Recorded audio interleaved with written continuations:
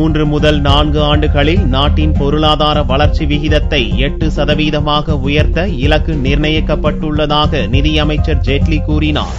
Budget உரையை வாசித்த நிதியமைச்சர் அருண் ஜேட்லி, இந்திய பொருளாதாரம் நிதி நெருக்கடியில் இருப்பதால் அரசு நிதியை விவேகத்துடன் கையாள வேண்டியது அவசியம் என்றும், அரசின் வருவாயை தாண்டி செலவழிக்க முடியாது என்றும், எனவே பட்ஜெட்டில் பெரிய அளவில் எதிர்பார்க்க வேண்டாம் என்றும் கூறினார். நாட்டின் நிதிநிலையை மேம்படுத்த வேண்டிய மிகப்பெரிய சவால் அரசுக்கு இருப்பதால் கூடுதல் வருவாயை ஈட்ட வேண்டியது அவசியம் என்று கூறிய ஜேட்லி, துடிப்பான இந்தியாவை உருவாக்க எல்லாவித முயற்சிகளும் மேற்கொள்ளப்படும் என்றும், அடுத்த 3 முதல் 4 ஆண்டுகளில் 7 முதல் 8% வளர்ச்சியை எட்ட இலக்கு நிர்ணயித்திருப்பதாகவும் கூறினார்.